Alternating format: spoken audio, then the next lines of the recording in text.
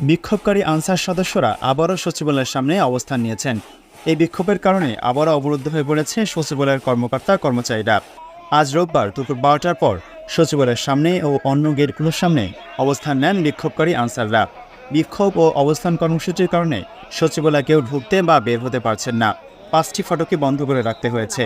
11 তারিখ থেকে আমরা এই আন্দোলন চালিয়ে যাচ্ছি, কিন্তু আমাদের পুরাতন যে ডিজি ছিল এদিকে সবকটি গেট বন্ধ থাকায় বিপাকে পড়েছেন অনেকেই। কর্মচারী সহ বিভিন্ন কাজে আসা অনেকে বের হতে না পেরে সচিবালয়ের ভেতরের গেটগুলোর সামনে অবস্থান করছেন। চাকরি জাতীয়করণের দাবিতে 2 দিন ধরে আন্দোলন করছেন আনসার সদস্যরা। তাদের দাবি দীর্ঘদিন ধরে বৈষম্যের শিকার। তাদের আশ্বাস দেওয়ার পরেও চাকরি জাতীয়করণ করা হয়নি। দাবি না আদায় হওয়া পর্যন্ত সচিবালয় থেকে কাউকে বের হতে দেবেন না এবং কাউকে প্রবেশ করতেও দেবেন না বলে ঘোষণা দিয়েছেন আন্দোলনকারী আনসাররা।